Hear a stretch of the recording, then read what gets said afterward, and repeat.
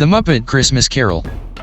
Tasha Robinson. Okay, let's clarify one thing. I saw The Muppet Christmas Carol for the very first time a week ago, thanks to friends who were appalled that I'd never watched it before and set up a group viewing online.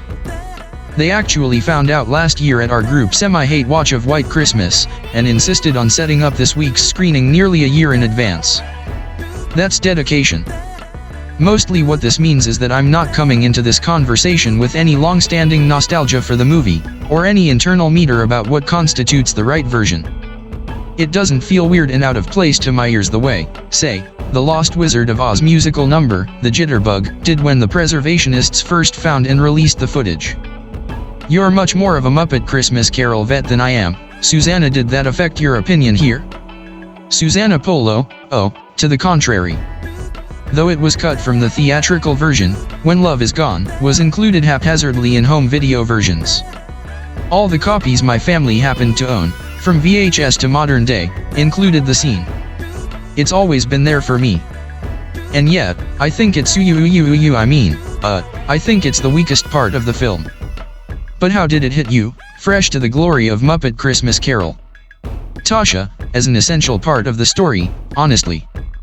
We watched the theatrical cut first, and that scene, where Ebenezer Scrooge's youthful romance ends, setting him on the path of the bitter miser, seemed weirdly curtailed and confusing to me. I wasn't really sure why she was dumping him. The cut scene isn't just the song, it's the whole explanation of how he keeps postponing their wedding, and how she feels he doesn't love her anymore, and is continuing their plans without really feeling them. It's pretty important context, as one would hope for any discrete scene in a movie. There are a lot of things that When Love Is Gone does for Muppet Christmas Carol, as you say, not least introducing a musical motif that is reprised in the very final moments of the film.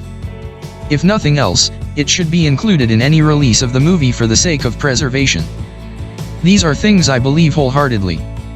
It's just also that I object to When Love Is Gone on the grounds of what makes a good musical.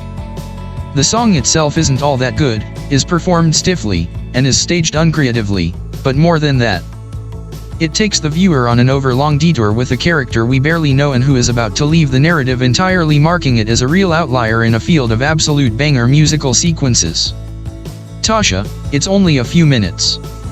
It isn't that long. And it's just about our last touch point for young, emotional Scrooge before his heart hardened.